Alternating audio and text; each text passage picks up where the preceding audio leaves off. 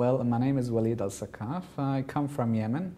I've been a journalist most of my life, although I graduated from a computer engineering department in Turkey.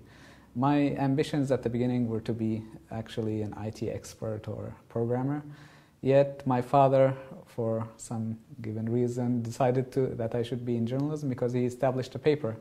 And he said, okay, why don't you try and work as a journalist alongside whatever you're doing on computer geekness, you can call it. And then what happened is that I went along and tried to work along with my father and developed a website for the paper. But later, about a year later, when I actually thought I would continue with my master's degree in computer engineering, my father passed away in a tragic traffic accident in '99, so I had to go into journalism. But so I gained some experience in practicing journalism, but I have some skills in IT and programming. And during '99 to 2005, I've been involved in a lot of media and new media work. And in 2005, I went to the States to study or to work at the Wall Street Journal as a senior fellow in a program, and then I decided to pursue my master's degree again in journalism. So you can see it's a mixture of new media, journalism, and technology. And of course, as of late, I've been a PhD student at Örebro University in Sweden, where I'm working on anti-censorship issues because I personally had a sad story with censorship. Okay. What?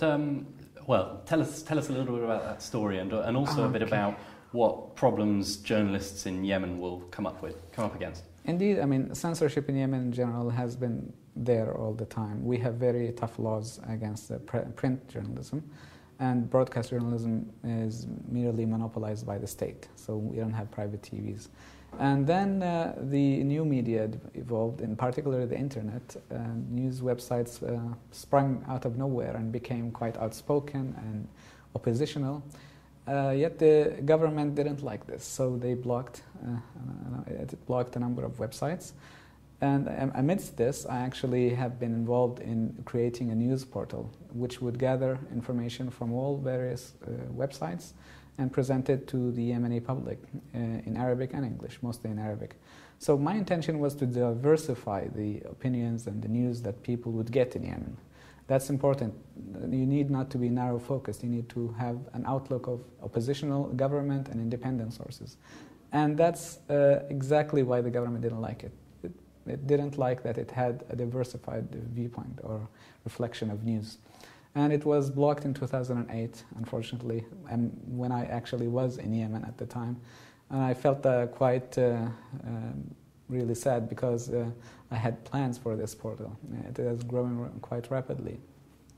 Eventually, I had only one of two choices. Either I would simply surrender to government pressure and only let their opinions be shown, or resist, and that's what I've chosen. I decided to resist censorship, and I looked at it as a violation of human rights. Article 19 of the Universal Declaration of Human Rights guarantees that information should be accessible and deliverable.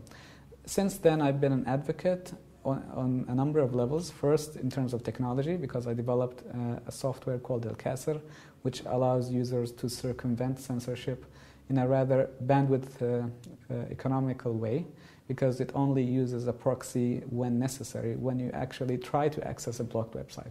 When you try to access an uncensored website, it goes through regular channels.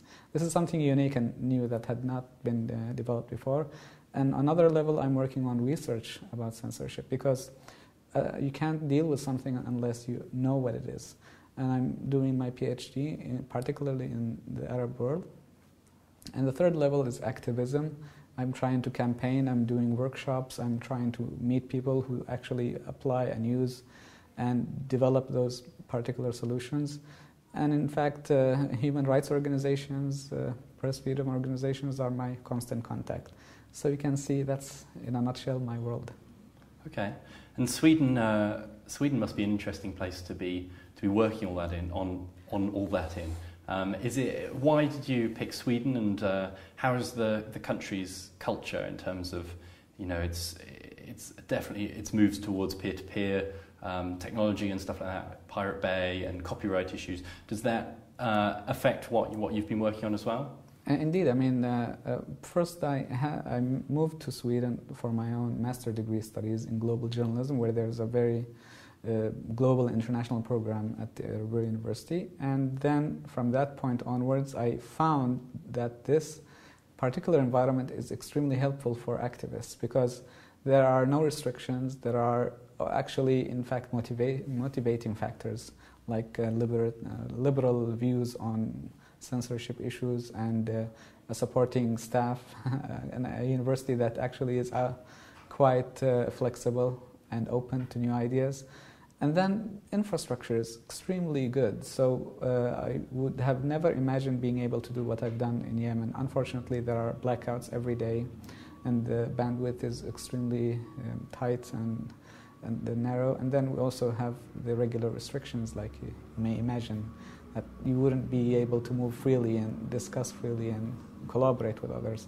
So I'm doing all of this in Sweden, but my target is those in Yemen, and not only in Yemen nowadays, because my software has thankfully been used in dozens of other countries now. And in fact, China is the rapidly growing base of my usership. So it's a global phenomenon, a global problem, and I'm working towards solving it in Sweden. And as well as when I return to Yemen, I'll be back to Yemen next week. So wish me luck. Good luck. I'll need it to give training to those who need to use those particular softwares.